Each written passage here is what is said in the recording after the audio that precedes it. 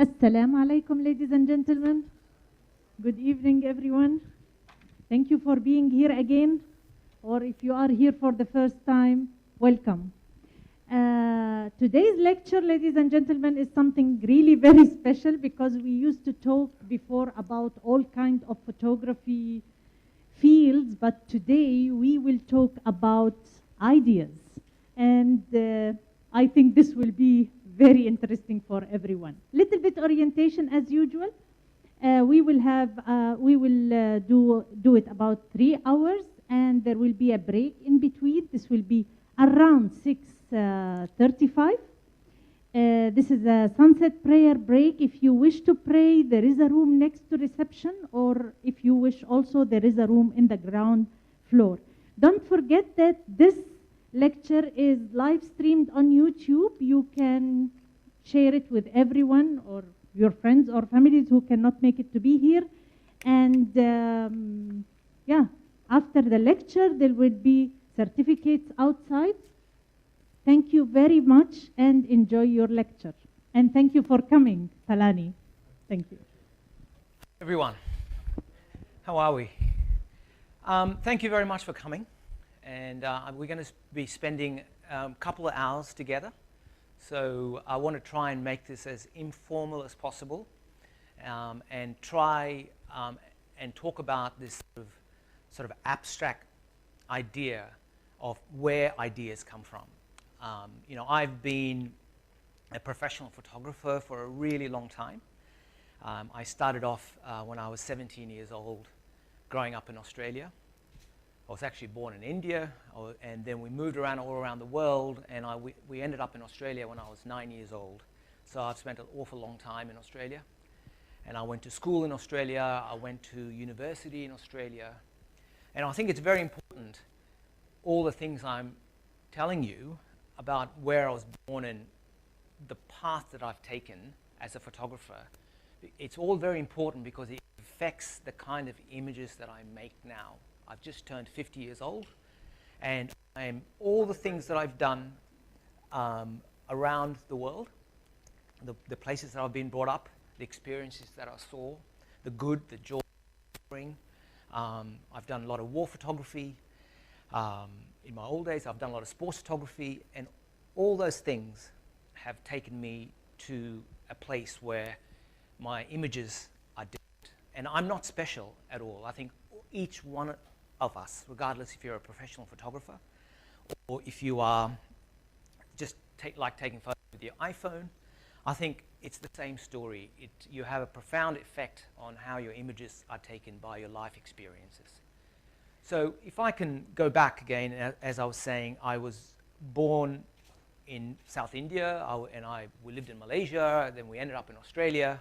I went to school in Australia, I went to university in Australia, and then I got a job as a cadet photographer, like an apprentice photographer with the Sydney Morning Herald newspaper, which was one of the best newspapers in the world at that time. It was the Telegraph in London, the Observer, and the Sydney Morning Herald. So I was very, very lucky. So when I was 17 years old, I got this incredible cadetship, and I started work when I just turned 18 at the Sydney Morning Herald. Now,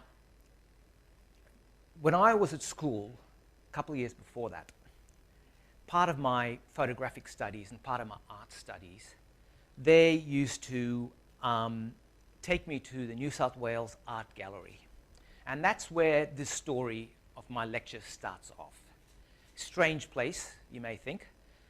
So if anyone's ever been to Sydney, and if everyone's been to the New South Wales Art Gallery, it's this beautiful old sandstone building that has these great pillars, huge pillars that welcome you in. And it's got a beautiful wooden door, and I loved going there as a child. I liked going there not so much because of the art. Some of them I understood and some of them I didn't. But I liked going there because it had incredible light. It had this beautiful white light coming from these large windows, and everything was quiet. And it was peaceful. It was like a place of worship for me from a very young age. So without knowing what was happening to my head, I just found peace there. So I used to go there all the time. And I like to tell you, as I entered the door, you turn left, and there's a corridor. And I used to walk down this corridor. And there were 2 paintings on the wall. They were about that big. They were paintings that were not remarkable to me. They were just paintings. And I used to look at them, I used to notice them, and I used to walk straight past them. Sometimes I would maybe stop for a second. They were unremarkable paintings of a beautiful building full of remarkable paintings for me. So this happened over many, many years. Many years. And when I was about 30 years old, for reasons I simply do not know, maybe the gods would one day whisper that in my ears, I stopped in front of these paintings. And what I saw blew me away. This is one of the paintings. What I saw there was colors of the Australian outback. It's a shame that you're seeing it in a screen like this, but it had the most incredible colors, the blues, the greens. If you've ever been to the Australian outback, it has got the most magical light in any place. I've shot in over 70 countries in the world. I have never seen light like the Australian outback. And I stood in front of this painting. It was painted by a guy called Russell Drysdale, one of Australia's greatest painters. And I saw the Australian colours of the Australian outback, and I was just mesmerised by it. This is another painting. Now, all the times that I walked past when I was a child, when I was 16, 17, 18, 19, 20 years old, I walked straight past this, and I never once noticed the pink hat. I never once noticed the little white flowers on an Aboriginal woman's head. Now, the way that Australia has treated the Aboriginal people is the scar in the face of the country. We've done terrible things to these people. And for the first time, I'm seeing a painting by Drysdale that shows them with dignity. And this is called Market Day. So a family of a couple of mothers, maybe a mother and an aunt, and their kids have come into town, into an Australian outback town. And for whatever reason, I cannot still explain to you, I was so moved by this. I was moved by the crumpled up gown, I guess, of the little girl. And I couldn't stop looking at the little guy standing there like that. So I spent, from ever since then, when I go back to the New South Wales Art Gallery, I would stand in front of these 2 paintings. I initially used to force my children to come and stand next to these 2 paintings, and I used to tell them how remarkable they were. But the thing that I still don't understand is that why didn't I see this? I loved art, I loved photography, I loved being in that building, but why did it take me until I was 30 years old to notice this painting? And that really fascinated me. And I think about that quite a lot. So going back to the beginning, my introduction, and really the anchor of this talk today, it really is how ideas change, how ideas develop, and why and how do we look at old photographs that we've taken perhaps 10, 15 years ago and see something remarkable in that. Why does that happen? Now, I like to, in the next 2 hours that we're going to spend together, I'd like to talk to you about 3 separate projects that I've been working on. And I thought, just to mix things up, after each of the projects, I just thought I'll open it up to questions rather than saving the question and answer right at the very end, because you might forget. So I'm going to be doing a lot of talking, and you might forget, my first set of images. So let's try and see how that is. And I think I've done talks all around the world, lucky enough, and I think the best part of all the talks that I've done is the Q&A, for selfish reasons, because I learned so much after the questions that I receive from the people. So 3 projects I'd like to begin with. The first one is Asian elephants. So I lived in Thailand for about 8 or 9 years, and I used to live down this little street, and I used to see these elephants every morning come begging down these streets when I was living in Thailand. And I was fascinated by that because I just thought, what the hell is an elephant, a huge, gorgeous animal in Asia, doing begging on the streets of Bangkok? And I wanted to go and try and find out the complicated relationship between Asians and elephants, because Asians and elephants have a complicated relationship. You know, sometimes we pray to them, sometimes we make them wear David Beckham tops, and we ask them to kick football around. So we were quite confused about whether we love these animals or whether we hate these animals. So I just thought, why don't I go and try and do a book on it? So I spent about 8 years. We went to 13 different 8 countries in Asia to do a book about the Asian elephants. So I'd like to talk to you about some of these images. So this one, it was taken in the south of India, into the forest, and this is a morning bath of a mahout and the Asian elephant. So this one is basically it's the biggest market for elephants anywhere in the world. So you go to this place, once again in India, and there are about 500 to 600 elephants being sold. So you would go there, and if you like an elephant, you buy it and you take it home. It's the only one of its kind anywhere in the world.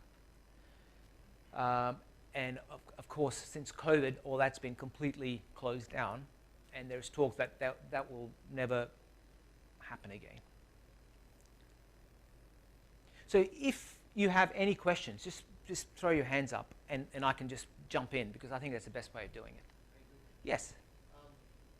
Can I ask, are these domestic elephants or wild elephants? There's a mixture of it. So How they control them by wire? Because I did the project for elephants, and we used very heavy equipment to control. okay. So let me just go back to this one here. So what's happening here is that we have camped here overnight in the Nepal-Indian border. And I've woken up from my camp, and you can sort of see this is where we've been camping, and we're just clearing up the camp. And a wild elephant had just turned up that morning, and with amazing tusks like that. And it's very seldom do you see elephants with large tusks anymore, because obvious reasons, because they've been shot in the head. Now that's another huge problem that I went into photographing and doing. So to answer your question, there's a real mixture of, there are 50,000 Asian elephants. That's it, 40 to 50,000 Asian elephants, and that's it. And out of that, about 15,000 of them, 15,000 are domesticated. So the population of Asian elephants are coming down in a very rapid time frame. And the reasons for that are because there's less land, and people want to live, the population's growing, human population's growing, so the elephant population is coming down. So does that answer your question? I mean, there is, okay. You can never tell when people are wearing masks whether people are smiling or people are just sort of, so, yeah,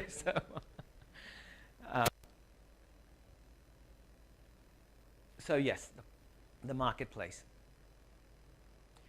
Now, a lot of these images, and I've got the book here, so maybe in the break if you want to go and have a look at the book. A lot of these images we will never see again, because elephants are no longer allowed in Angkor Wat anymore. If anyone's here been to Angkor Wat, you won't find elephants walking through there anymore. You won't even find these ladies with their bikes coming there anymore, because there's too many tourists. So a lot of these images are images that you just can't witness anymore. And that is, if you're a documentary photographer, and if you're doing projects like the 3 projects that I'm going to show you tonight, that's something that I take. I first of all think it's a privilege, and I take it very, very seriously.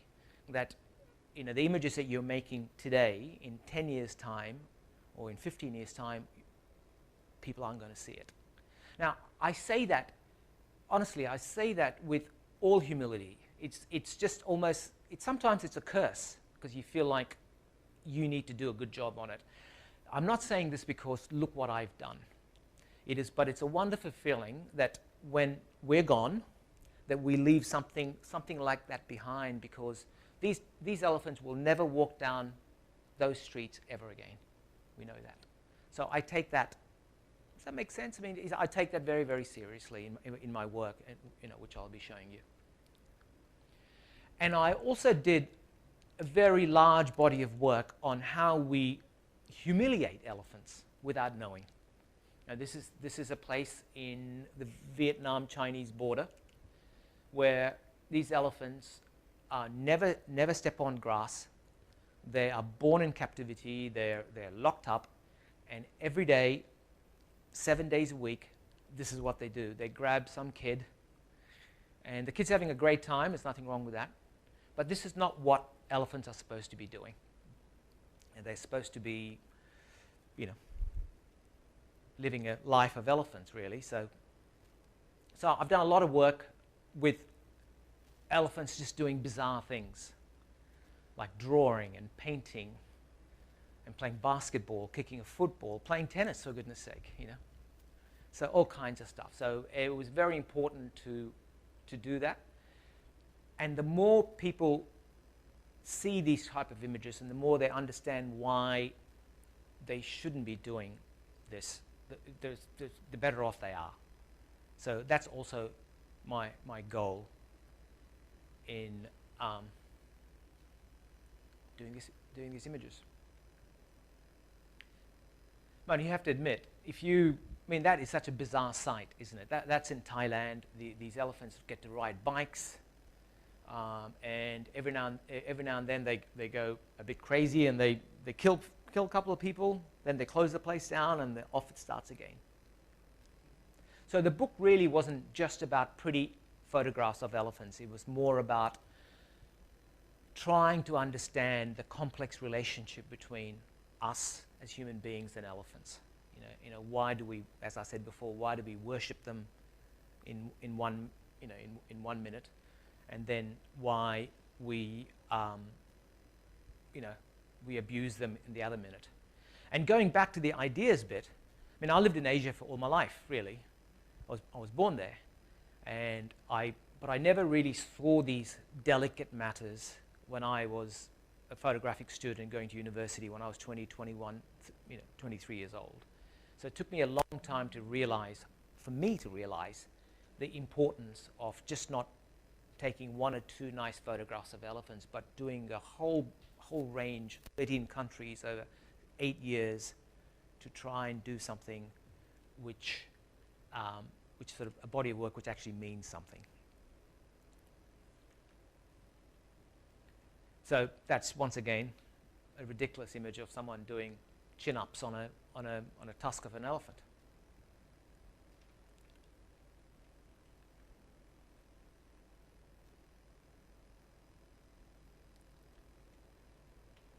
Now, these are pretty disturbing images that I took on the Burmese-Thai border of Karen people. This is the name of the people who you can see in the images, breaking in an elephant. So I'll try and explain briefly how this works. They find an elephant, a wild elephant, and its baby. They separate the mother and the elephant apart. And then they pretty much grab the young elephant, normally about 3 years old, male elephant, and they put it into what's called a crush, which is basically a cage. And it's all about breaking the elephant in. Now, you might look at that and say, how terrible of these people for doing this. But the flip side of it is that they've been doing it for a very, very long time, hundreds of years. There are much better ways of breaking an elephant now, but this is the way they do it. And these were one of the last tribes in Myanmar and border of Thailand that did it like that. So we had to walk a couple of days to get in there. And so they push this elephant into the crush, and they pretty much torture it. There's no better way of saying it. They torture it for 2-3 days, full days, and eventually the elephant just gives up. It just says, okay, fine, and it cries. Yeah. And so, you know, I camped out with them for, I think it was 3 nights. And so it's quite a disturbing thing to see, but this is just life, and this is just part of how elephants used to be broken into. You seldom see this going on anymore. But once again, it's important to document it. So again, if you have any questions, just raise your hands.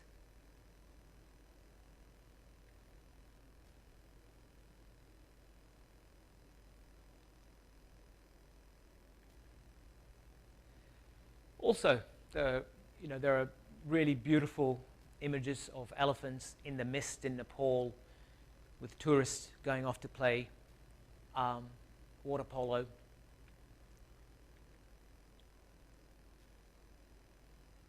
Now, talking about gear, most of the work that I do, a lot of the work I do, quality is a really important part of what I shoot. Now, I'm one of these people that it's not really about the camera. You know, younger people ask me this all the time. You know, what camera should I buy, and what lenses should I get? You know, all my advice to them, honestly, is save your money, get a good camera with a sharp lens, and invest your money into coming up with ideas or going to places to do the ideas. Don't get carried away and the Canon's bringing out the new, you know, R6 or R5, you know, I should buy it. Well, unless you have lots of money to spend, please go ahead and do it. But I think one of the books that I did, I'm jumping topics here, is I did a book on Hong Kong on the iPhone, and it was the first book of its kind ever shot on an iPhone. It was the iPhone 3S, if you remember, all the way back. So what I'm trying to say is that what kind of camera is not important. You know, you need to have a good camera, you need to have a sharp lens, but I think a lot of people now just get trapped into the gear, carrying too much gear with you, which is the worst mistake you can do, in my opinion. You know, everything you pretty much see is shot with one camera and a lens, and I have a spare camera in my backpack someplace just in case if it breaks down. So I try to shoot. And almost all the elephants were shot in film. If you can remember, shooting in film. Has anyone here shot in film before? There you go. That's great. That's wonderful. I mean, I still try to shoot in film. The problem with shooting in film is that getting it processed is a really tough thing to do. You know, if you want to shoot in film, you've got to make sure you process it properly. You just don't randomly get anyone to process. So all of this is shot in medium format. All of it is shot on film. And I particularly enjoy looking for smaller details. And I think that's something that as I mature in my photography, that's what I look for more and more, is the smallest of details. They're difficult things to look at, but I think it forces you to slow down. And once again, going back to the camera, by having one lens and one camera around your shoulders with a bunch of film in your pocket, it slows you down rather than having a 70 to 200 hanging off you or a 300 mil hanging off you, and you feel like, oh gosh, I've spent all this money buying all this gear, so I better use it, so I'm going to bring it all along with me. I do a lot of work in Mongolia, which I'll be showing you, and I take this tour groups in there, and you won't believe the amount of gear that people bring. You know, they bring 600 mil lenses, and they bring everything along with them, and they spend most of the time deciding what cameras they're going to be using. And while they're doing that, they miss the moment. So it's about keeping your cameras simple, keeping your lenses simple, and really putting all your emphasis on looking at detail, slowing down and looking at details. When I run workshops, one of the most important things that I try to convince of people is that, you know, today you're going to take 5 photographs. We're going to walk around the Burj Khalifa and we're going to take 5 images and no more than that. And people just think, well, that's ridiculous, right? You know, normally I take hundreds of images. You know, why is this guy telling me to take 5 images? You know, and it's a wonderful thing when that happens because you start slowing down and you start seeing details. And you start finding out, not only I think you take better images, I think you start discovering a bit about yourself. You know, what kind of images you're drawn to. And you start noticing things perhaps you've never noticed before. I tend to talk a lot, so I'm going to be keeping an eye on the watch. So this is another picture in Bangkok of an elephant begging on the streets. It's going into a sort of a nightclub area, trying to beg for food. This is Songkran in Thailand.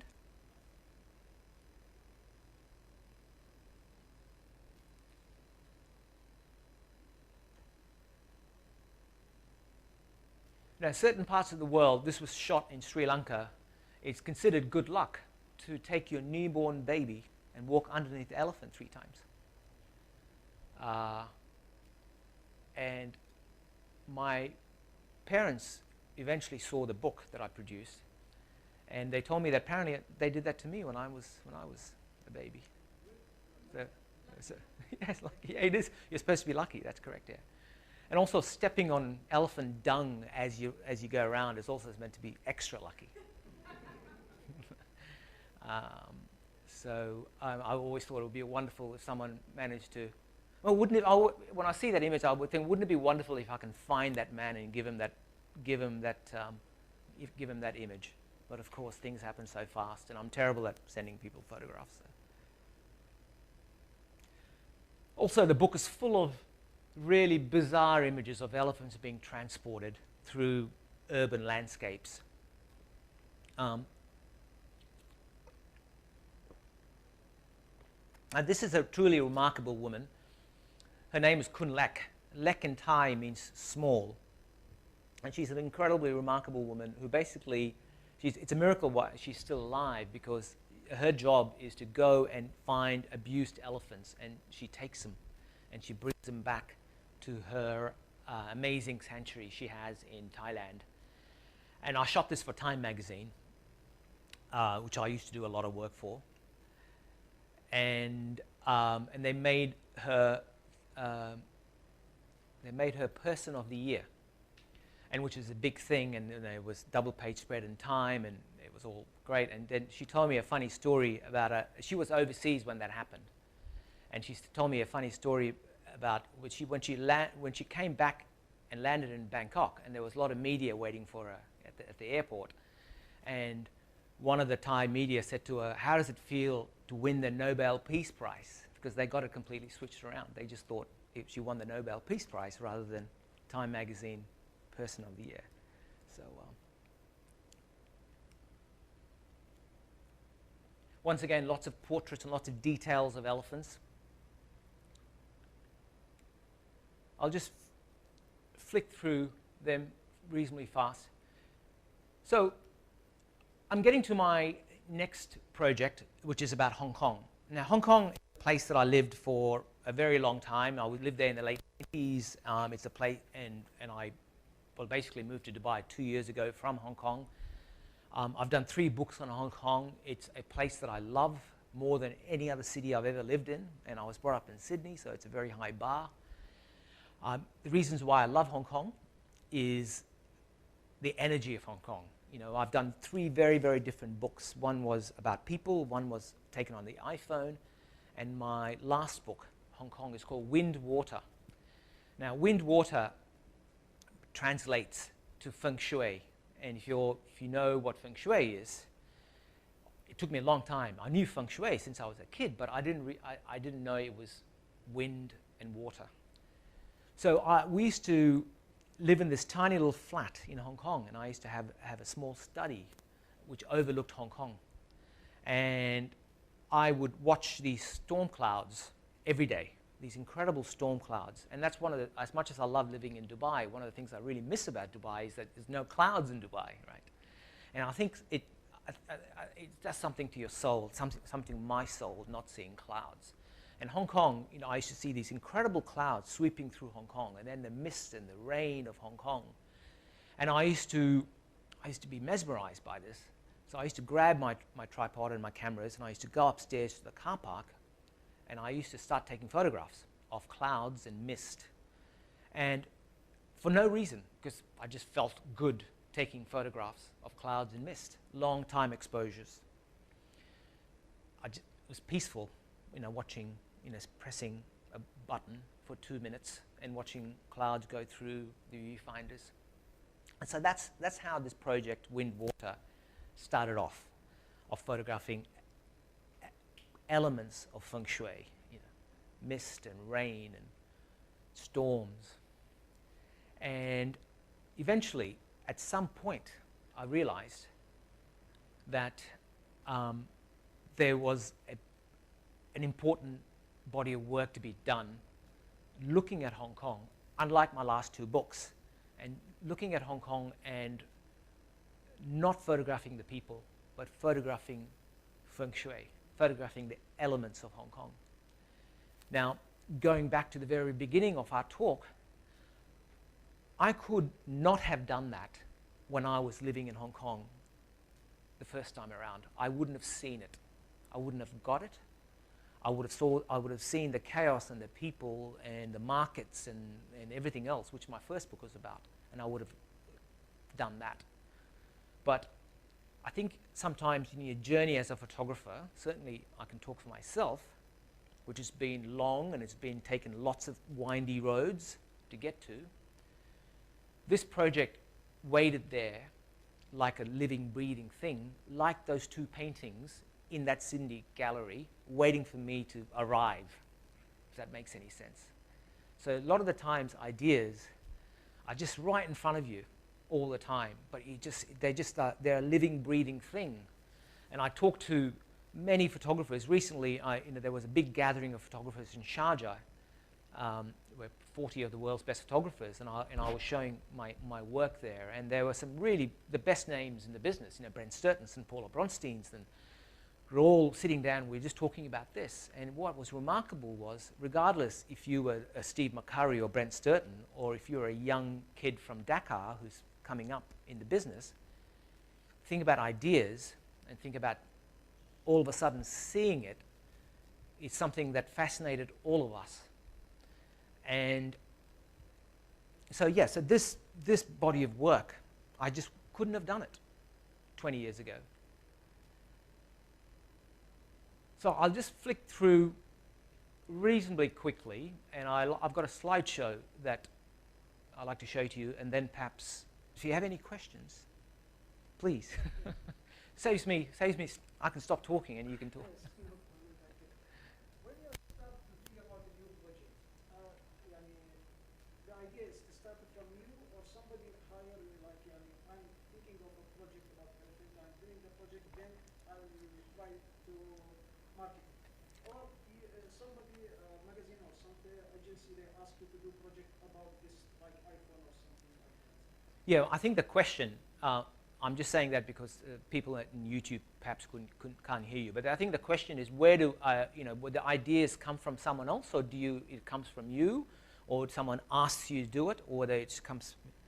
Well, almost anything worthwhile I've ever done in my life, the work that I'm proud of, have come from me.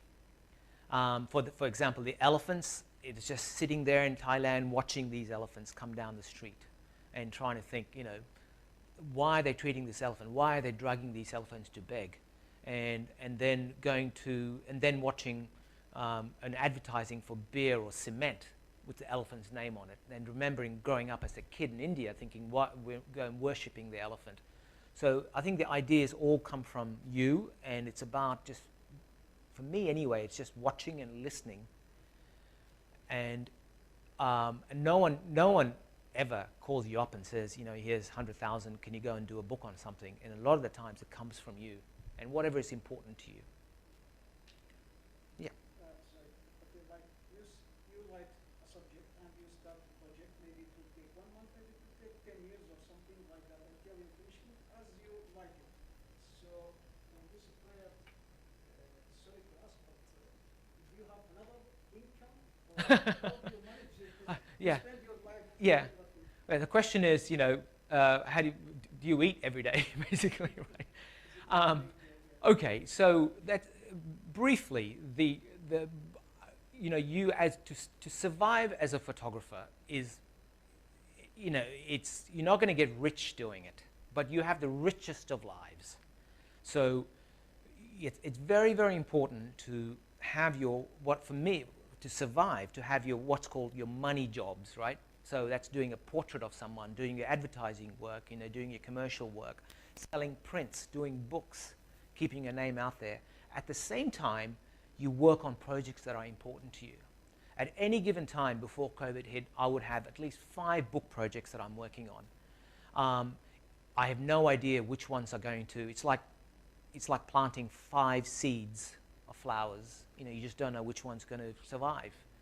And it's something beautiful about that. And what happens, it's very organic because you start working on this and this and that, and you borrow something from this and you put it on that, and that grows. And it's this very complex network of thoughts and ideas. So you keep doing that. And at the same time, you keep doing your commercial work, your advertising work that pays well. And somehow you make it work. You know, and I'm very happy to talk to you about that because I think if you want to make a go at being a photographer, it's very important to get the mix of it right. Yeah. So it's sort of a very long answer, but I'm good at long answers. So I'm just going to,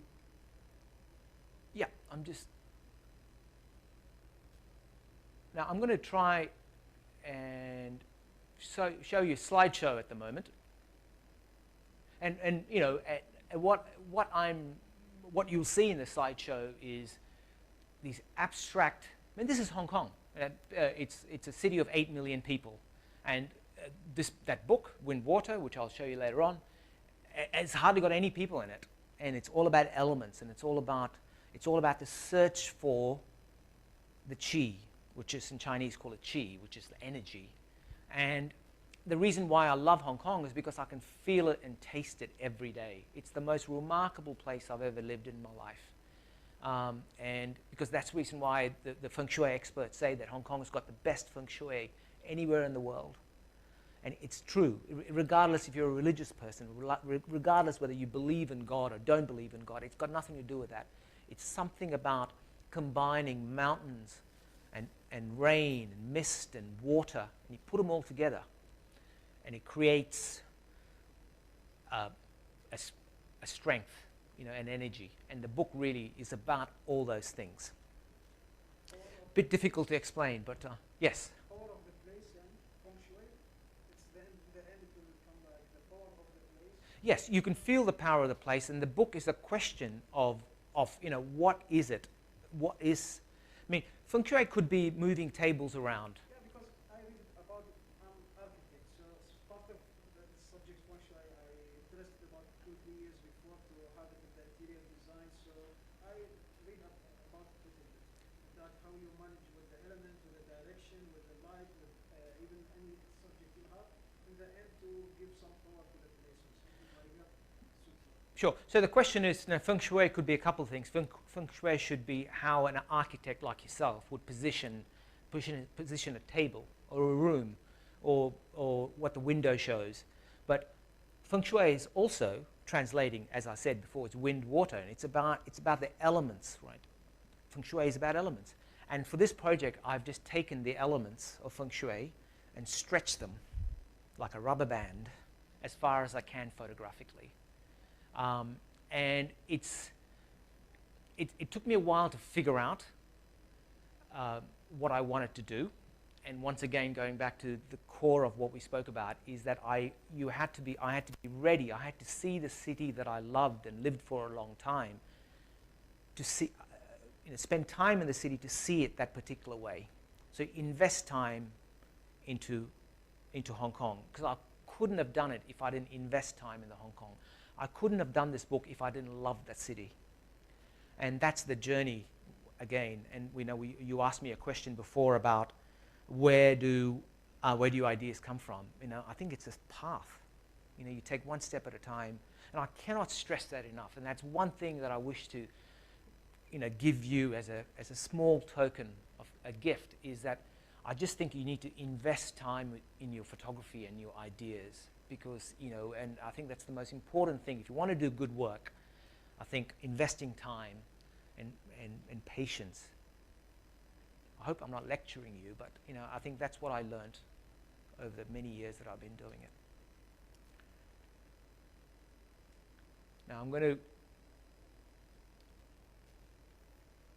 So this is the book, and I'm going to try and play this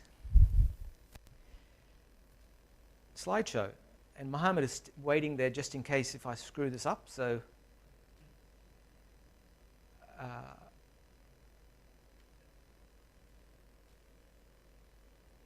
this goes on for about 8 minutes, guys.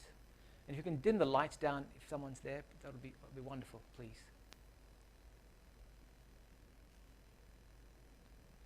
Good. Yeah.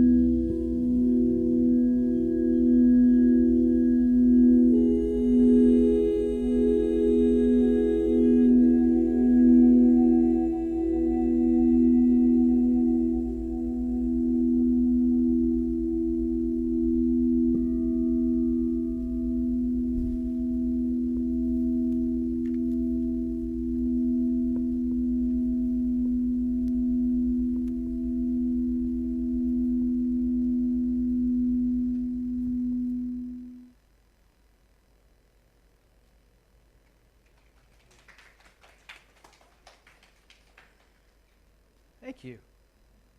I'll just leave it there. You know, when I was living in Hong Kong, a couple of years ago, after this book project, I did this big thing of going to all the different schools around Hong Kong and talking to the kids about Hong Kong and about wind and water and rain. And I did about 20 or 30 schools, which I really enjoyed. And I remember one of them, it must have been about 200-300 kids in this massive auditorium with a big screen. And after this, the lights came on, and most of them were all falling asleep. They're all asleep, and they had to be lying down. So hopefully none of you are asleep. So, yes.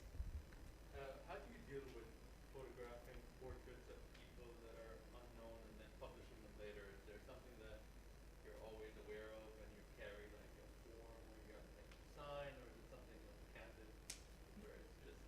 Yeah. So the question is, how do you deal with people on the streets? You know, do you need permission to take their photographs, or do you need a model release, or do you just go up and take your photograph and can you publish them? I mean, that's a really interesting question, and it's a question that changes all the time, and especially in a place like Hong Kong, where most people don't like their photograph being taken. So it's a complicated answer, and I'll do my best to explain it. And I think generally I found from all the places that I photograph around the world, people are decent. I think people are good, and people are the same. People have the same values as you or me or anyone else here. What I mean by that is that I think a smile through your eyes, and before COVID, reaching out and shaking your hands, and I think if you have good intentions, most of the time that I found, and I said I've shot in 70 countries around the world, I've been doing it for an awful long time. I think the basic things of people feel your goodness if you're honest to them. You're in Afghanistan and you're walking down the street and you see this incredibly beautiful man with a long beard. He just looks absolutely magnificent.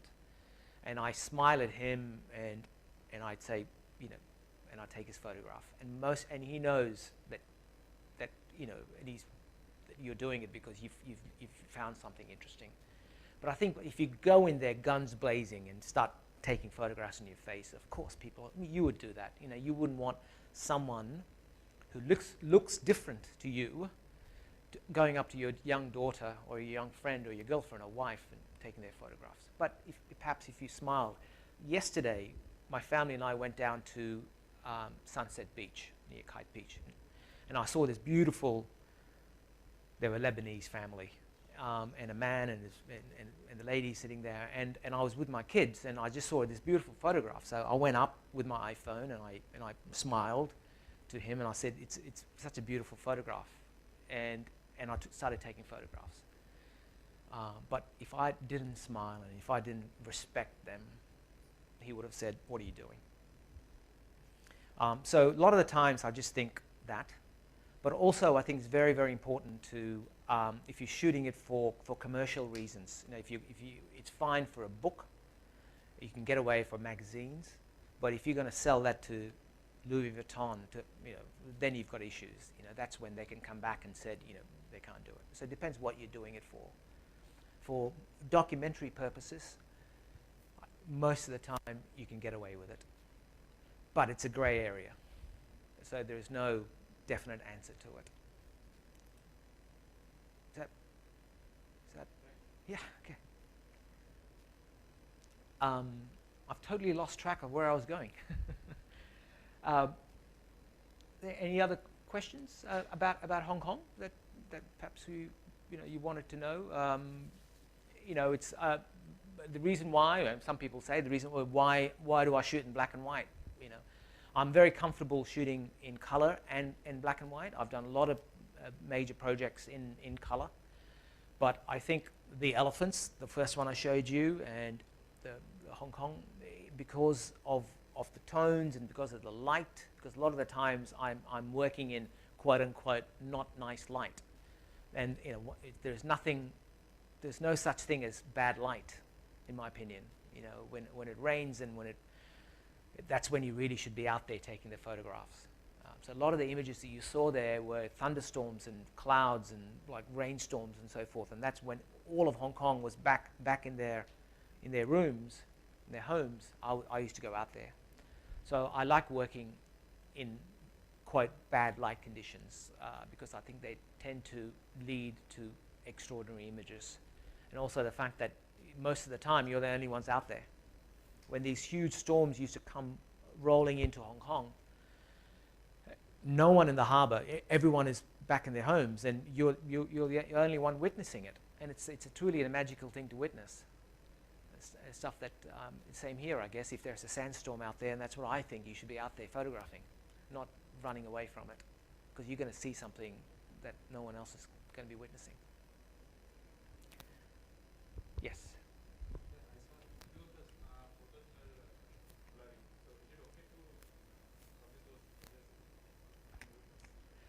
The question is blurry photographs. Well, there are two ways of looking at a photograph. I shoot, for example, I like photographing with movement. So you can call it blurry or you can call it movement. If you want to be unkind, you say blurry. If you want to be kind, you say with movement, you know. If you look down here, you probably can't read it. But this is the ISBN number that all books have. And if you have a good look at it, it's all good feng shui numbers. So there's been a lot of effort has gone into this particular project. Like if you notice, it's got rounded edges. So the chi can go, the energy can go around it. So a lot of the images I shot there are shot 1/8 of a second or 18th of a second or 80th of a second. No one's going to know that. No one's going to see it. So I've spent a lot of effort trying to shoot this book, make this book being truthful to the elements of feng shui. And I like movement. I like shooting in low shutter speed because what it does, it creates mood. Going in my newspaper days, if I shot that, I would have been fired. Because in the old days where I was brought up, every image needed to be sharp, in focus. And if it's not and one thing about photography is that there are no rules in photography at all. And whoever says there are rules in photography, please ignore it. You put your own stamp in your work. And once again, going back, your life experiences, the journeys you've done, the death and the life you witnessed, the books that you've done, all get to a point where you shoot it in a certain way. And I recommend people taking photographs with low shutter speed. I think it just opens up your mind and your soul to a completely new. It takes you to a new place. But you need to be ready for it. When I was growing up as a photographer, I was a sports photographer. That's all I did for 15 years. I was a sports photographer. I did all the cricket, the tennis, and the rugby, and so forth. And there's no room for blurred images when you're doing sports. You have to be sharp. But now people shoot blurred images all the time. Lots of pan. That's a long answer to your question. There was someone else had their hands up. I think it was you, sir. Yeah. Apart from the mode that is created in the pictures because of emotion, could you explain a little more about placement of subjects? Because some of them are dead center. Yeah. What was the thought process? Well, that's a really excellent question, actually. To sum up the answer, there is the only thought process is what you see through your viewfinder. I do not photograph in thirds. I learned that in university when I was, tiny. When I look through the viewfinder, I do not say I need something on my left of my frame or right from my frame. And if I can just go back and just pick any old image, that image, just totally random image. So my thought process is that I'm standing there. This is Hong Kong's oldest public bath. And this is the South China Sea. And it gets very rough sometimes. And my thought process is I want movement because going back to your point very, very quickly, without movement, this picture wouldn't have worked. And I saw a shape of this dragon's mouth. If you look at it, maybe some people see it, maybe some people don't. I saw it before, and the locals look for it because there are certain rocks that create that shape. This is not a once in a million times. It happens quite regularly. So I wanted movement to do that. Now, composition-wise, I just saw it through the viewfinder, and it just felt right, and I took it. It's simple as that. And I recommend everyone to make it no more complicated than that. It's like, you see your kids, why do you, that feeling you feel, what is it? Impossible to explain. So that's the feeling you see when you see through the viewfinder. You think that is an image, that is what I want. And people sometimes say the horizon has to be straight. Absolute rubbish, in my opinion. The horizon can do whatever it wants as long as it feels right to you. There are no rules in photography. Like in life, there are no rules. And make up your own rules and shoot something that makes you excited. Thank you. Makes you feel right. It creates those two paintings. What was it? It's just paintings, right? It's just paintings. It's just a photograph. And why do people cry in front of photographs? Because it's you're putting yourself as part of it. And yeah. Yes. I'm a teacher. Can you change through the cover of the book? Sorry? The cover. Oh, yeah, sure. Next picture. Yeah. So yeah. I want to know when do you finish it about this book? How did I take it? When? Yeah. Okay. The question is, what is happening in that image? So that image was taken from a Dragonair flight from Sydney landing in Hong Kong. I'd just woken up. Always sit in the window seat as a photographer. Always have your camera with you. 90% of the time, you won't be able to take a photograph because many things need to happen for it to work. If the lady sitting across over there has a light on, it's going to reflect on your thing, and you're going to take a photograph. So this was shot as there is. People often ask me if this is like the front of the book and this is the back of the book, if you can imagine it. So it's shot as you're landing into Hong Kong, and if you look really, and that's my building there where I used to live, and that's Hong Kong. So the plane is coming down, and there's just one moment where Hong Kong's skyline is split from the clouds, and it was just a freak occurrence. And I happened to have my camera there, and I took 3 frames of it. I've just woken up. So that is what is happening there. Was that the question you were asking? Or Yeah, sort of. actually, I have 2 questions. Yeah. Because I'm from China. Okay. And I know the feng shui, the name. Yeah, feng shui. If translation is not white and water. Wind. Yeah. Wind. It's not wind and water. It's only from A translation to A. Okay, that's interesting because we worked with a feng shui master, and in Hong Kong, who's actually Malaysian, and it's basically wind, water. That's what that's what we were told. So you chose this picture as your cover. Yes, well, the way when you're publishing a book, and I've done quite a lot of books, there's always a range of covers that the publisher puts forward. So we had probably about 8 different covers, and it's a very painful process. There's a lot of fighting and a lot of screaming on the phone involved, and you're trying to fight for your own cover. And it's about layout and design, and to be honest, the original cover was no photographs, it's just that. Just the words. And that was done by one of Hong Kong's oldest and the most well-known calligrapher. How do you say that? Yeah, so he painted it. So yeah, we chose that because it showed Hong Kong to start with, and it showed the rain and the mist and the drama of Hong Kong, the energy of Hong Kong. So so that's the reason why. But picking a photograph for a cover is often a very difficult, torturous is the word comes to mind, because there's no right decision, you know, to pick. Someone else had their hands. Yes.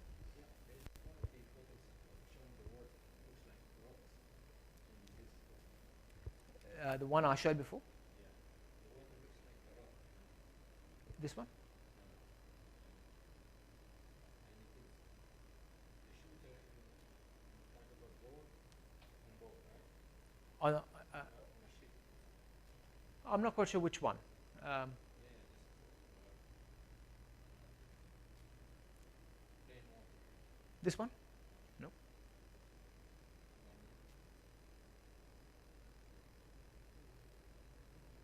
Must have disappeared.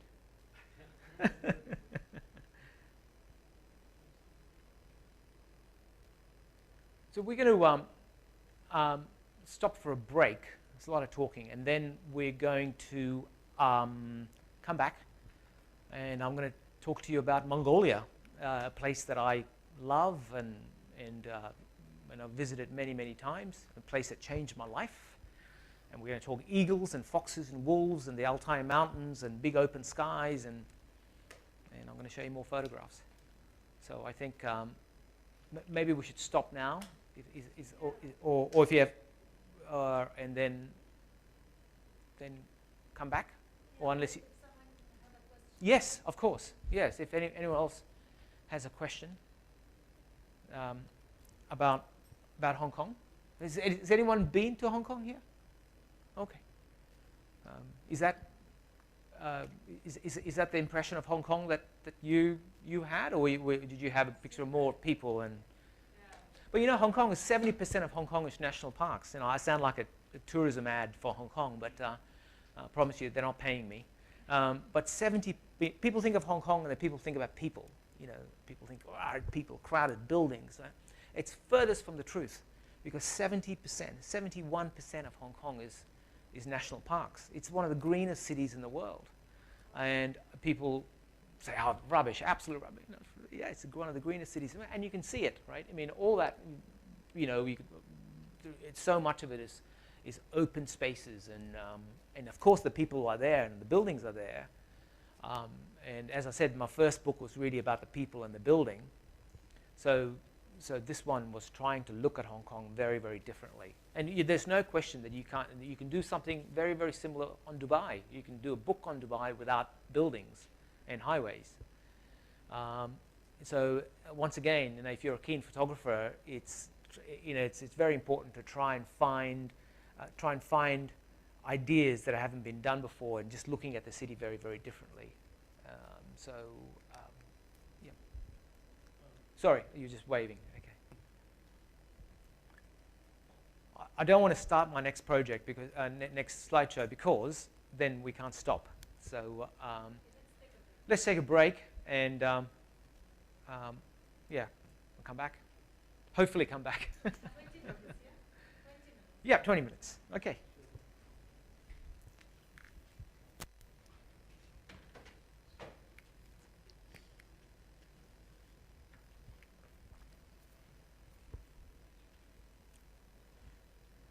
Hey. I was asking about that blood image. I asked it. That was not about that motion blur. Asking that the whole image was blurred. So Which one was that? the elephant was walking. Oh, the elephant image. The elephant. Yes, yes, yes. Yeah, it was just turning around on the. Is it okay to keep that type of image? Because I regularly delete those type of images. Oh, well, I think you need to try and do it on purpose. I think, let me just turn this off. I mean, as I said, there is no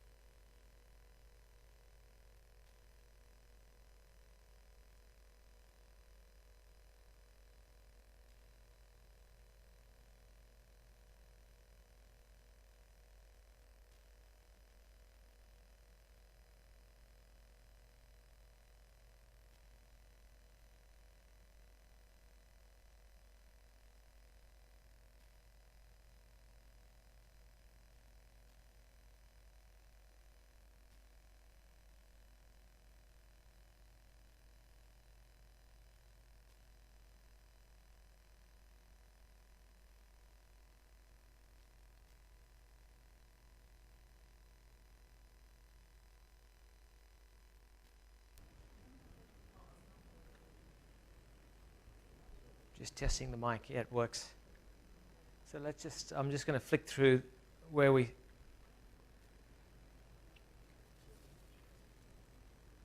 Hope you had a nice break.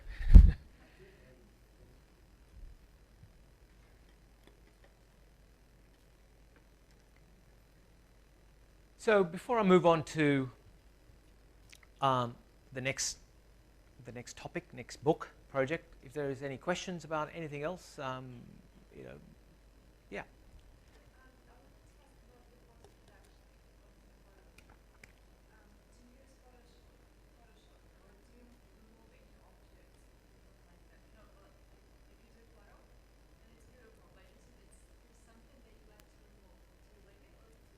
Yeah. So the question is my post-production. You know, what is the procedure? Would I take anything out, or would I use Photoshop and everything else? So I was brought up in a very traditional way, where I used to develop my own images and I used to print my own images in my newspaper days. You know, so I work with very strong ethics. Meaning, because a lot of the stuff I do, I regard as documentary work. You know, they're not. So I try to keep it as pure, truthful as possibly that is. And what does that mean? Truthful, pure. These are fancy words, right? But what it is that if you're in a dark room, if you're printing an image, you're allowed to, light comes in and exposes the paper, and what you're allowed to do is dodge and burn, other words, so I do that. I'm allowed to do that, meaning that, if, for example, let's just take this image here. When I was taking this image, my thinking process is, one, I was very, very cold, and two, is that I knew that I was going to have all kinds of issues with the dark blue of the man's jacket to the snow in the background. So that's what I was thinking. So in Photoshop, I would fix that, as I would have done in a print when I was printing something. And I probably use, to answer your question about Photoshop, I probably use about 2% of Photoshop, 3% at the most. I use very, very minimum Photoshop because Photoshop is so powerful. I mean, I can't even get my head around it. So I shoot everything in RAW when I shoot digital, which is very, very important to do for obvious reasons. And I can talk to you about it more if you have any questions on that, because you've got a lot more control on it. And I try to take the image on the camera. It's so important to make your image while you're looking through the image, rather than thinking, oh, I'm going to fix it in Photoshop. Especially now, because there is, and I'll tell you, because it's like, if you don't do that, if you take lazy photographs, and I use that with great respect, lazy photographs, and fix it in Photoshop, you can tell. Maybe you can't tell, maybe your friend couldn't tell, but a photo editor at Time Magazine or National Geographic or a book publisher in Germany, they can tell like that. So you do your best in taking a photograph on your camera. That's really, really important. And I don't believe in, for example, I would never take out the mountain and put another mountain in. I don't have any issues with people doing that, but my kind of photography, I would never do that. So all stories has a beginning, and my story of Mongolia and the Altai Mountains and eagles and wolves and foxes and amazing clouds, all that really started once again back when I was a 17-year-old kid, when I got a cadetship with the Sydney Morning Herald newspapers, which I briefly spoke to you all about before when I started this conversation. So when I was at school, I entered a photographic competition, and it was called the Sydney Morning Herald's Schools Photographic Competition. It's a really long word. And tens of thousands of kids all around Australia entered this award, and there were two winners, two first places basically. And for whatever reason, I entered a bunch of images, and for whatever reason, I won. It was incredibly lucky. I'm sure there were, how do you pick two from thousands of kids? So I won, and And I remember the price money was a Nikon FM2 camera and a lens, can't remember.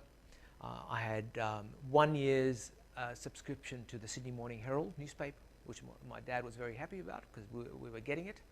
And I had about 300 Aussie dollars, which was a huge amount of money for a 17-year-old kid.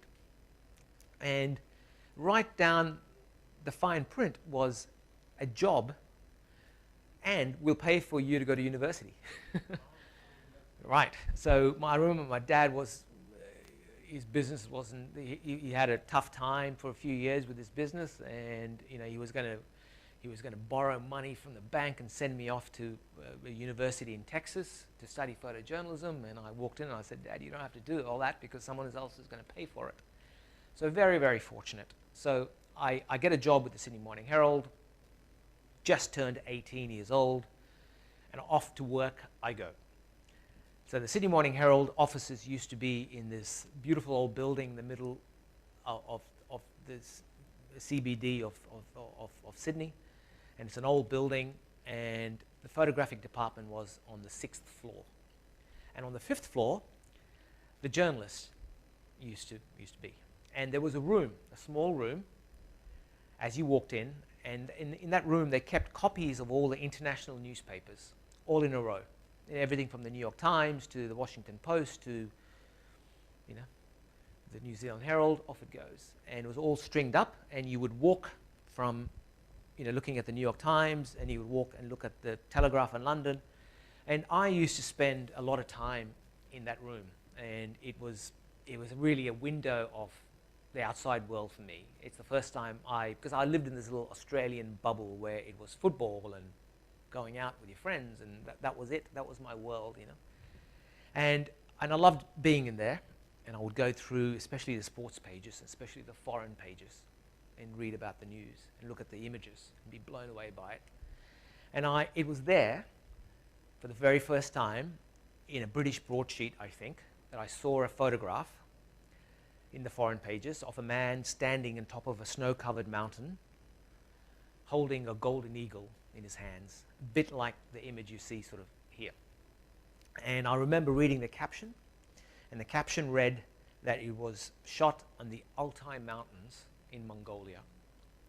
Now, I remember that very, very clearly. I was 18 years old, a green young kid, and it was slightly out of focus because it was a gram print, meaning it was sent through a gram machine, through a telephone, all the way across, and we ended up in the newspaper. So it had this wonderful softness to it, slightly out of focus. It was grainy, and the caption read, it was shot in the Altai Mountains in Mongolia. And I remember thinking, I mean, gosh, you know, what an amazing image. Mongolia, where is that? You know, I roughly know where China is. Maybe it's near China, near Russia. But I had no idea where the Altai Mountains was. And I loved that word, Altai Mountains. It seemed so far away and strange, and I remember that really well. I looked at it, spent some time, I closed it, went on to the sports pages, and my life carried on. And every now and then I would hear about Mongolia and the Altai Mountains, and I would think about that image. And fast forward decades, 30 years, I was living in Hong Kong, back living in Hong Kong, and one night I received a junk email from Mongolian Airlines saying that they've just commenced daily flights between Hong Kong, where I was living, and Ulaanbaatar, the capital of Mongolia. And I'd just come back from a mind-numbingly boring job, photographing a CEO standing in front of a sign in Bangalore. I was getting paid well for it, so I had to go and do it. And I just thought, I'm just going to go. So why don't I want to go to Mongolia, and I'm going to try and find these eagle guys. It pretty much started like that. So I made a bunch of phone calls. I knew where I had to go, which was the edge of the northwest of Mongolia, and I made a bunch of phone calls, got a visa. It was winter. I bought some warm clothes, and I just went. I just bought a ticket, and I flew to Ulaanbaatar. And then, and the story of my work in Mongolia, which probably is one of the most important bodies of work that I've done, really started right there. Now, the remarkable thing for me was when I got to Mongolia, when I got to the Altai Mountains, which is this is where, if you can imagine Mongolia and Kazakhstan and China and Russia meet, right on the very, very tip. That's where I went. It was one of the most remote places in the world. So when I got there, I had really no idea about why I was there. I was there because I wanted to go there. I didn't know what the story was. I wanted to photograph these guys with eagles, and that's it. I didn't know anything about it. I went there because I was curious. You know, going back to when I was a kid again, there was this one wonderful journalist that I used to work with, who I think about quite a lot. His name was Tony Stevens, who was this distinguished Australian gentleman. And I remember going out on my very first assignment with him as a very young man, I should say. And I was very, very nervous. And we had some time together with Tony, and I asked him, you know, how do I become basically a good photographer, a good journalist? And I'll never forget what he said. He said, you know, you just be grateful and be curious. And what I was expecting was him to say something like, you know, you need to use a certain type of a camera, or you need to use a certain type of a film. I was looking for the magic bullet that I can quickly become a great photographer. Just take this pill, and then you're a great photographer. And I was so disappointed in what he said. You know, just be grateful and be curious. And I often think about that in the strangest of places, even living here in Dubai. And I try to bore my children by telling them something like that. And that's what photography is. So anyway, back to the Altai Mountains. So there I was there because I was just curious. I wanted to go and find out what the story is. And I found out once I landed, spending some time there, that let me get rid of that.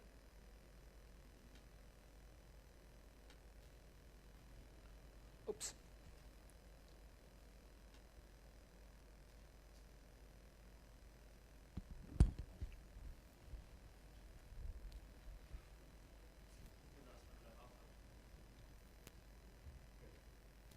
There you go. Thank you. So this is the Altai Mountains. So this is what I found when I landed there.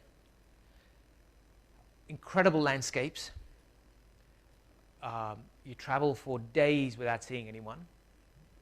And we found out that there is only between 30 to 40, 45 of these true eagle hunters alive today. Let me explain to you what eagle hunting. They don't hunt for eagles. They hunt with eagles. Like they use eagles to hunt foxes and wolves. Now I've seen a lot of photographs from these festivals of men holding eagles. You know, and I did this in 2011. So, but what I wanted to do is not just to get a picture of a guy holding an eagle, but I wanted to go and photograph all of these true eagle hunters who are still alive today, because they were all getting old, and I felt, you know, wouldn't it be cool, wouldn't it be amazing, crazy but amazing, to go and find each and every single one of them and do a portrait of them and do a portrait of the landscape that exists outside them. And the guy I was working with, Dosjan, he just laughed at me when I said that. He said, "You'll never do it because they live everywhere. It's very impossible." There were so many issues. It's because, one, you didn't know where these guys are because they move around all the time. And it's impossible to go and try and find all of them. It'll take you years and years and years. So, and I was obsessed with this. You know, I lived in Hong Kong. You know, I had a young family. I had my paid jobs that I had to do, but I kept coming back and over many, many, many years and to try and find these true eagle hunters. Now, what I mean by these true eagle hunters is these are the guys, only the guys do eagle hunting. I know there's a documentary that's just come up which there is a female eagle huntress, but I haven't, you know, the 7 or 8 years that I photographed it, I haven't photographed a single female eagle huntress. This has always got the guys. And they're getting old, and when there's no hospitals out there, so a simple cold will kill them. And I felt that after they had gone, that's the end of the tradition of these true eagle hunters. There are these eagle festivals that you can go to where people have eagles in their arms and people with iPads come and take photographs of them. There's nothing wrong with that at all. But they wouldn't be, they're not, in my eyes, the real guys who live out in right deep in the Altai Mountains. And they would never bring the eagles to a crowded environment like an eagle festival. And you can always tell a eagle because eagle and eagle hunter because they're beaten up and they've got one eye, and and sort of the guys they look like they've been living in the Altai Mountains. Now let me tell you something about. So there are between 30 and 40 of these guys left, and my aim was to go and try to find each single one of them and spend some time with them. So the eagles, let me tell you a little bit about them. Only the female birds are used for hunting. The male birds are not used for hunting because the females are bigger, they're stronger, and they're more aggressive than the males. So yeah, so and as the hunters say, the males are only good for one thing, and then they fly off basically.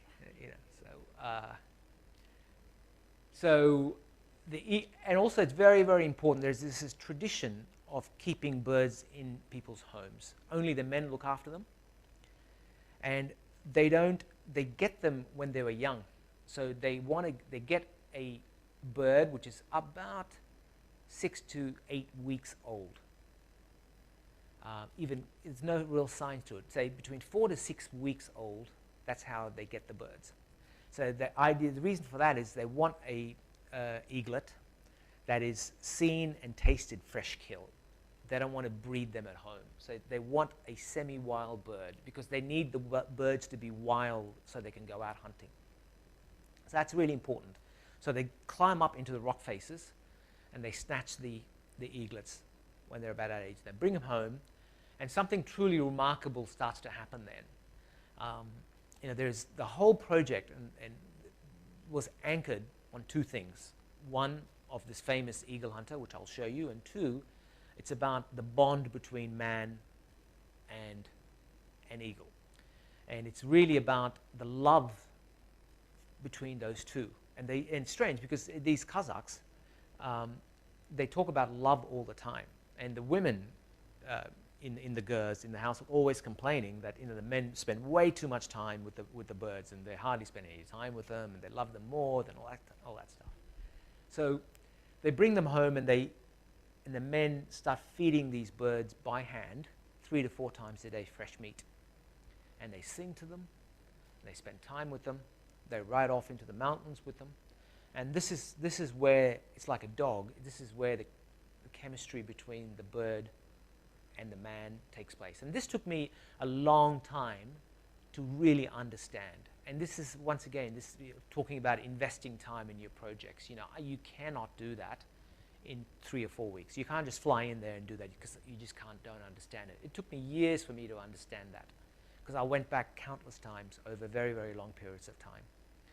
And that's why, when they actually let the eagles go off into hunting, that's the reason why they come back. You would think that, once you free the bird, it could just fly off, but they come back because they love them and they have this bond between man and bird. But also, a very, very important thing about this story is that after they've taken the birds from their mother at a very young age, they raise them. Eagles live up to 15 years. They keep these birds for about 10 years. And a very important part of the tradition is they let these birds go back into the wild. Now that is a very, very important part of who they are as Kazakhs. And it's not an easy thing to let the eagles go. It's like having a pet, having a dog, and letting the dog go. It'll always come back to you. So what they do is during the summer months, they ride off, really long distance, maybe 100 kilometers away on horseback. And they feed the birds fresh meat as much as they can eat. And during the cover of the night, they say their final goodbyes, and they let the birds go, and they rush back home. And I've heard remarkable stories many, many times that how days, even weeks later, these birds somehow return back to them, which sounds extraordinary. But I guess, they're flying around, they know the mountains, and they know the area very, very well. I've heard this more than a dozen times, and so therefore it's true. And they come back and they have to do the whole thing all over again. And it's very, very important because they feel like we've taken something away from Mother Earth, now we're giving it back. And that also keeps the birds breeding. They've got another good 5, 6, 7 years to live, so the whole circle carries on. Now, this is one of the most important, and people ask me, and I'm asked a lot of photographers, what is your favorite image? And everyone has a different image, and this is really a portrait of an old man and his eagle. And an eagle, not all eagles will let you do that, because you think about it, it's a vulnerable position for a wild bird, a semi-wild bird, to be upside down. So the bond needs to be very, very strong for an eagle to actually allow you to turn it upside down and stay calm.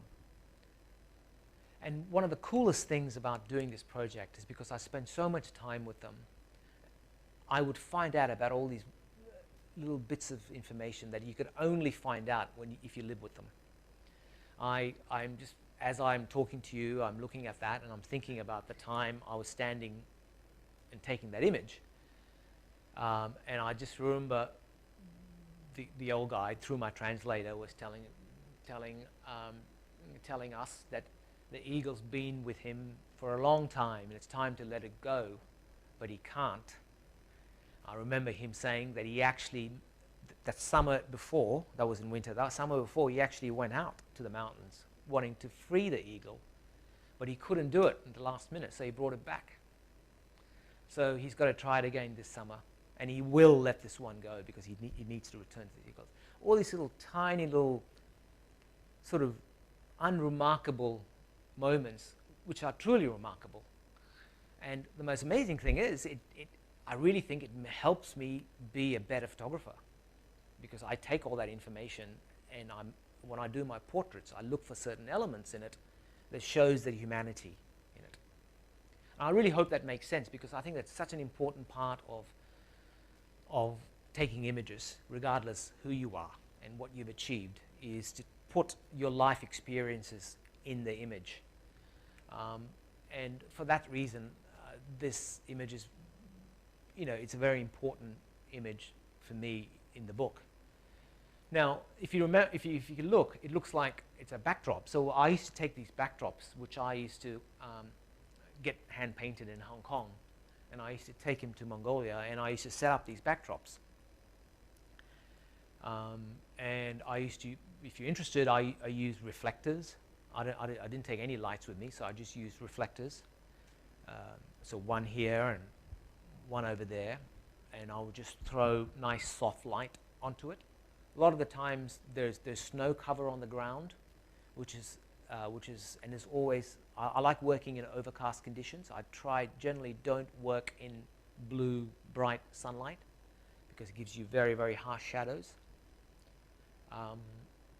So I like working in moody light, early mornings when it's the cloud cover, when a big storm's coming, and just throwing some light back in.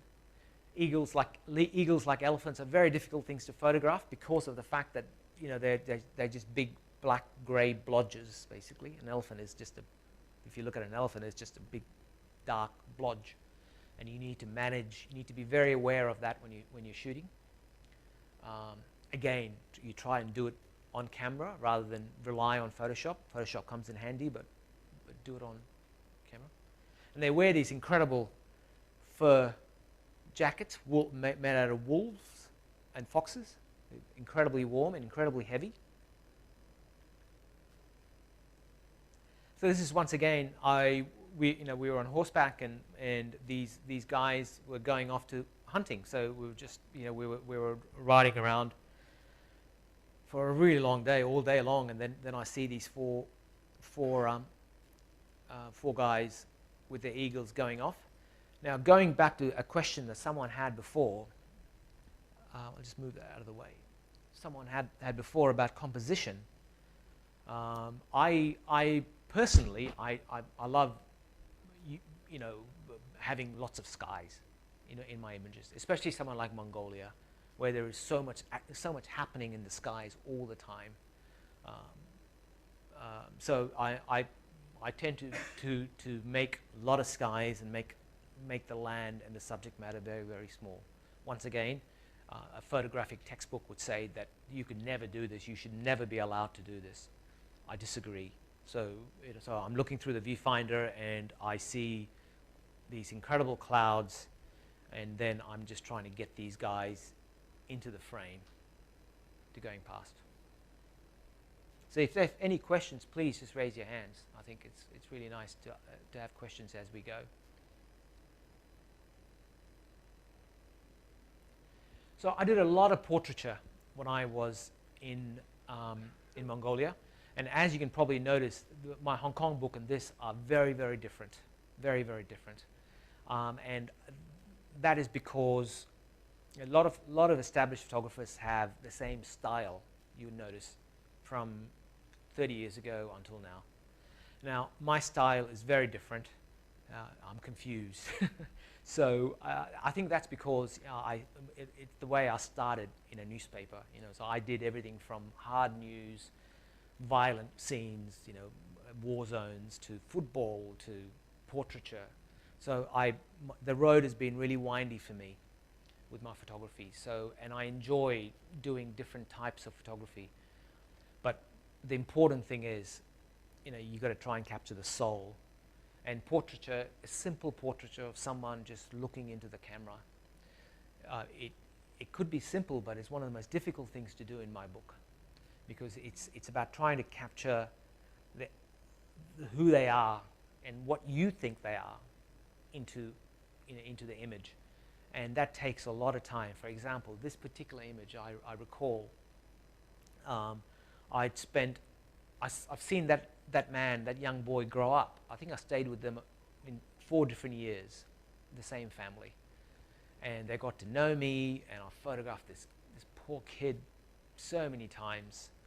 And I took the backdrops with me, and I took him up on top of a mountain. I got him on top of a horse, and I got him to do a really simple portraiture with large format cameras with 2 reflectors. But the image that I ended up liking the best is that they had these incredible carpets in their tents that the women over generations have done. There are stories of the women, the grandma would start doing the carpet, and the grandma would not finish it. She would pass this away, and the mum takes over, and then the daughter takes over. So it is this incredible carpet that has so much history running through it. And once you start, once the lady of the house trusts you enough to tell you that, boy, you look at that carpet very, very differently. You start touching it. And you start thinking, you start seeing the beauty in that carpet and how special it is. How it is just as beautiful as the Eiffel Tower at night. And then you think, I'm going to use that carpet. How can I use it? So how about if I just put it in the back as a backdrop? So that's the little story. I've never said that story to anyone. I don't know why I should have said that story, because it was an important thing. So that is the story of that carpet. And the eagles were very curious. They got very, very sharp eyes and very astute. So they liked the tiniest sound, my medium format. I was using a Pentax large format camera, if anyone's interested. and it just makes the tiniest little squeeze, and it turns around, and that was a real blessing. So that's what is happening. It's just looking at it.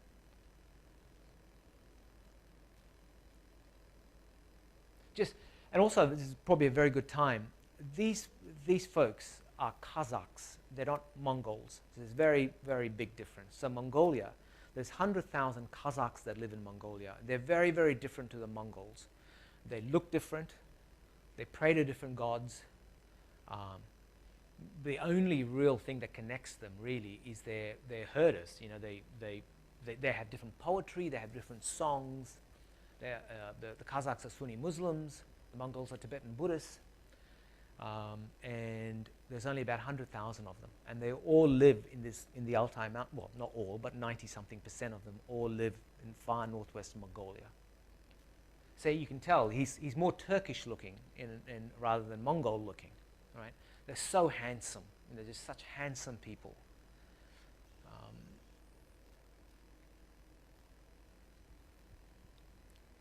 Beautiful, beautiful faces. I mean, once again, most of the old people eagle hunters you see are dead, are gone. This guy is the second oldest man around. Simple portraiture, no light. If anyone's interested, I know some of you may be interested in how I took this, and it's important.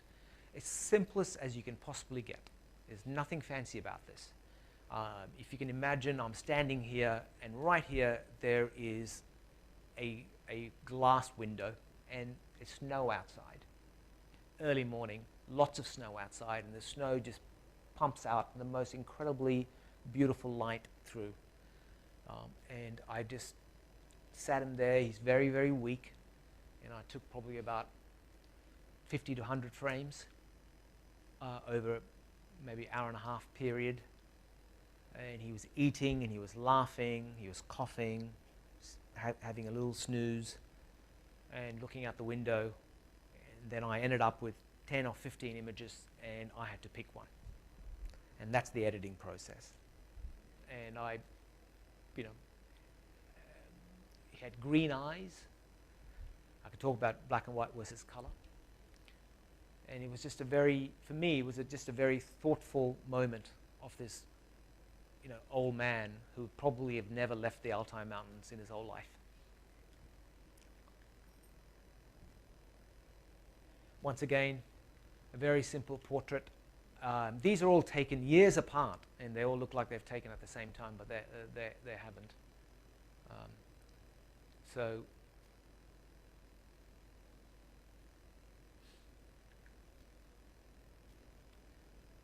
the Altai Mountains has incredible tall grasses, which I love to work with, and they just appear out of nowhere, and I just loved photographing them.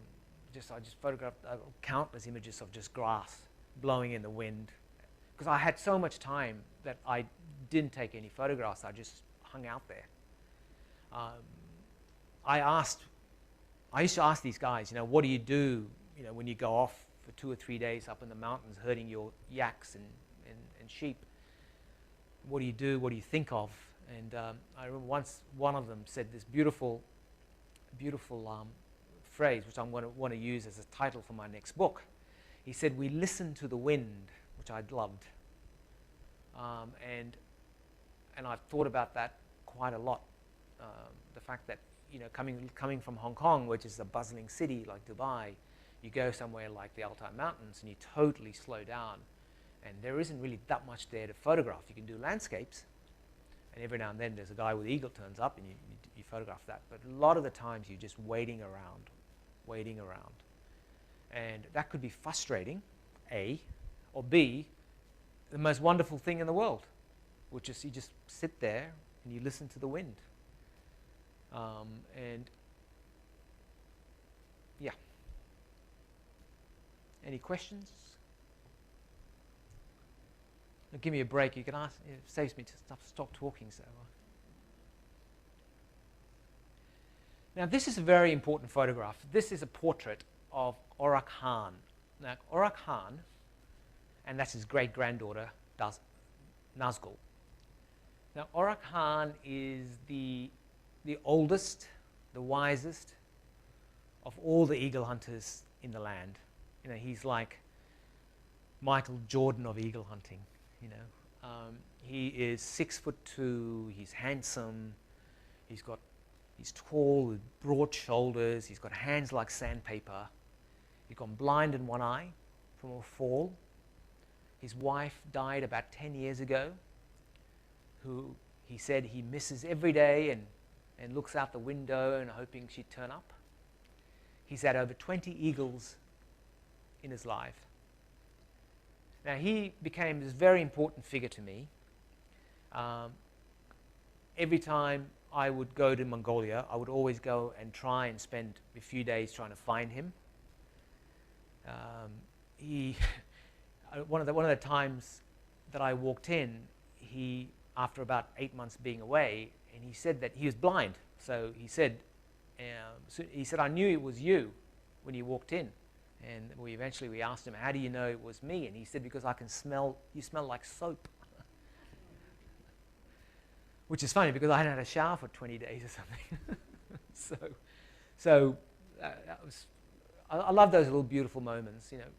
And now I'm a vegetarian, and he was appalled that, you know, the thought of someone who's a vegetarian is just, it's very difficult for people in the Altai Mountains to understand, because everyone eats meat, because that's one of the few one of the way of keeping warm is to eating meat. So everything I learned about eagle hunting, the environment, the changing atmosphere outside, the changing landscape, I learned from this guy. And you know, I remember once we were talking, and I told him about all these wise men where I come from. They're saying that this climate is changing, and I started talking about that. And he stopped me and he said, you know, you don't need a wise man to tell me that climate's changing. Just go outside and have a look. So he had never left the Altai Mountains his entire life. He was 92 years old when he passed away. He'd never left. He hadn't been to Ulaanbaatar. He hadn't been to the Kazakhstan. He hadn't been into Russia. He just stayed within those mountains for 92 years. And he was a wise man. He knew so much about everything. He wrote poetry. And he spoke passionately about the importance of keeping the tradition of eagle hunting. That was very, very important to him. And he spoke about that. Because once these old guys go, there is only 1 or 2 young guys that will carry on the tradition of eagle hunting.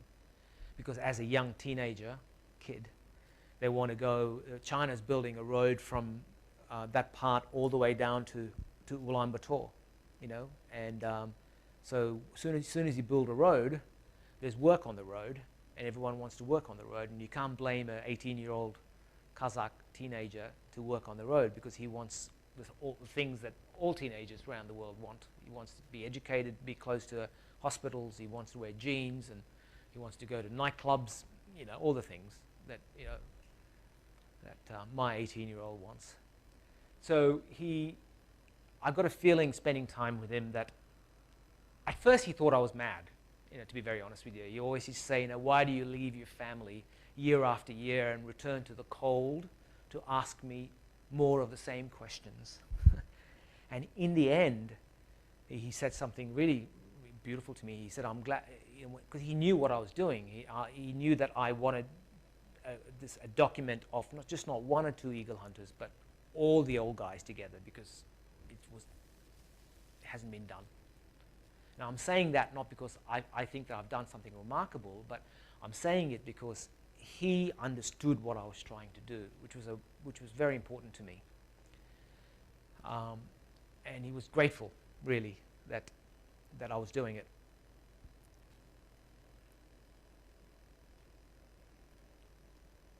So once again, so that's the book that came out. It was called Hunting with Eagles, and it's been, it's as I said before, it's one of the most important bodies of work that I've done, because most of those images, almost all of the images, we can't get anymore. There are these eagle festivals that take place in Mongolia. I urge everyone to go to those because they're amazing experiences.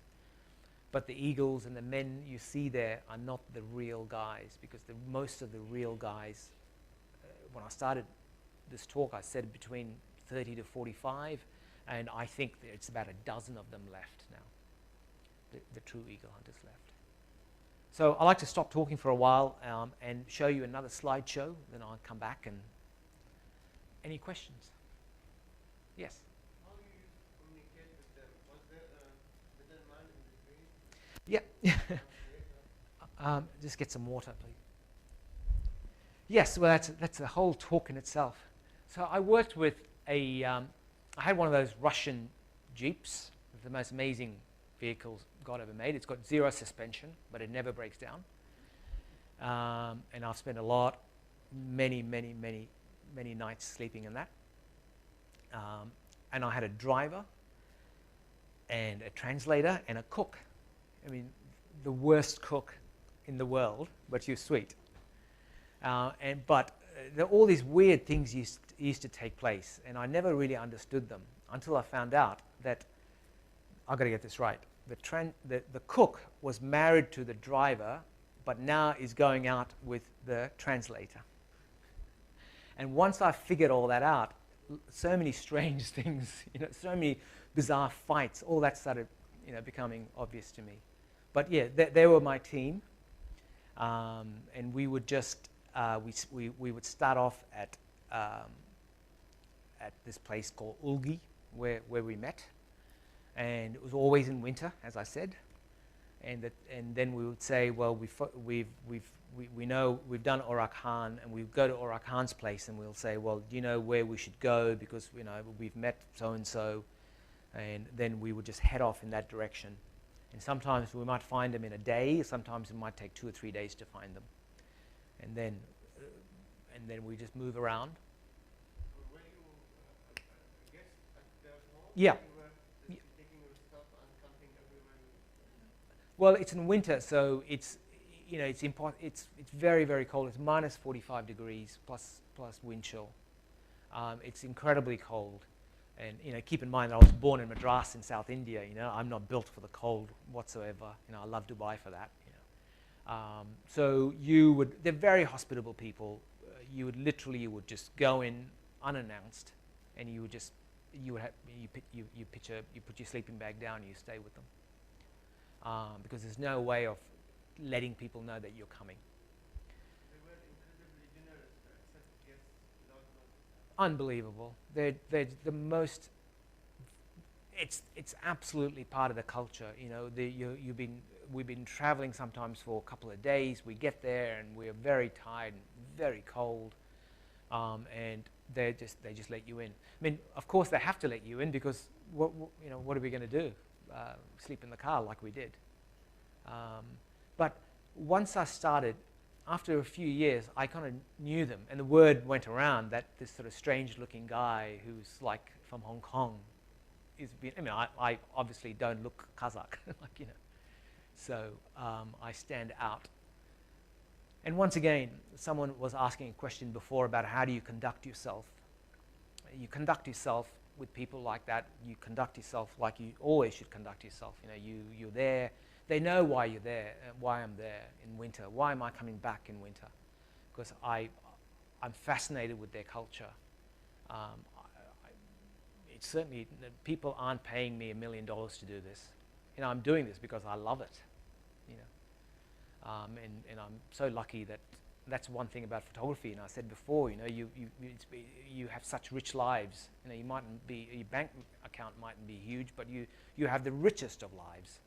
And for me, this is living the richest of lives, to go into people's homes like that. And that's another thing about photography, is that it opens a passport to open up doors that kings and princes cannot open. You as a photographer can. You as an artist can. You can go to people's lives. And sorry, you had your hands up.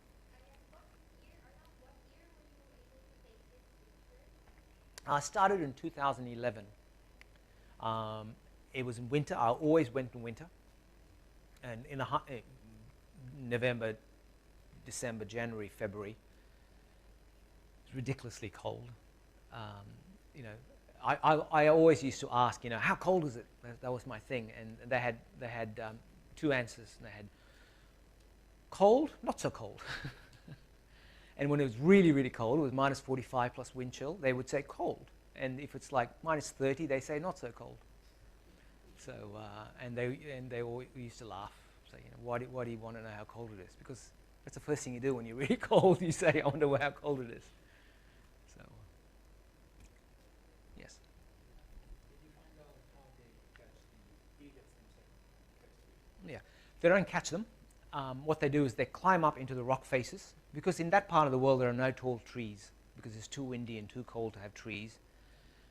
So the eagles build their nest in these rock faces, crevices, and they can tell what kind of bird it is because with its droppings, basically, you know, it splashes is dropping across the side of the mountains, and they can tell by looking at the splash of the white of whether it's a falcon or if it's a golden eagle or if it's a hawk or whatever. They can tell that. It's a bit like I did a big project on in Indonesia that people that hunt sperm whales on wooden boats. There's one place in La Malera in Indonesia. It's the only place in the world that they hunt on wooden boats whales. And the men sitting from the shore look out, and they can tell if it's a sperm whale or if it's a killer whale or a blue whale by the water it sprays out from a kilometer away, which is quite something, and without any binoculars. Yeah. So it's a bit like that. So they climb up into the rock faces, and they snatch the eaglets when they were a few weeks old, and they bring it back. And I think I told you before why they did that, because they want to try and keep the birds wild as possible.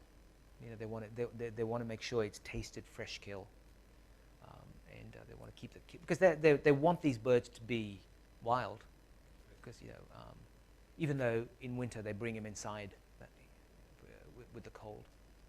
So in this project you catch the whole thing from the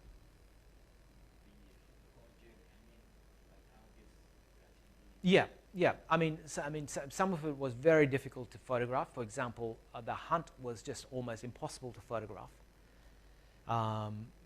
Because let me just very quickly tell you what happens during a hunt. Normally, the dad and the son work together. They have two horses.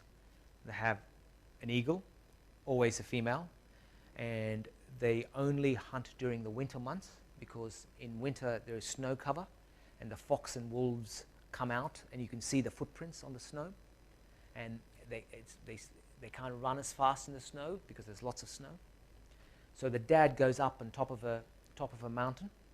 So if you can imagine, right up on the hill, a bit like that, and that's exactly, actually, matter of fact, that is an image taken on a hunt. So imagine his dad was below and he was up here for this case. So he's standing there, and the birds are normally, they've got a hood on them to keep them calm. So they just stand there on top of a mountain, and the dad or the son downstairs, right down the valley below, chases the wolves or the foxes out of the hole, and you can see them running, tiny speck over there, and he takes the hood off. And this is the remarkable thing, you know, the birds just sit there. They have all the time in the world. Talk about living in the moment, you know. They just sit in their arms. They have all the time in the world, and they just look and they look and they look. And eventually, when the time is right, they just jump off, and they just go down like an arrow. And within 10 seconds, they land on the fox, and they finish the job. And the dad rides up and gives a part of the liver to the bird as a thank you, and the hunt's finished. But photographing it was next to impossible, because you just do not know where you needed to be. It's impossible, to be honest with you. So there are images in the book about the actual kill, but I wasn't really interested in that. You know, I wasn't. I mean, yeah, I was more interested in the relationship between the man and the bird rather than the kill. So why don't we just watch a slideshow that I put together, and I'll come back and we'll take some more questions.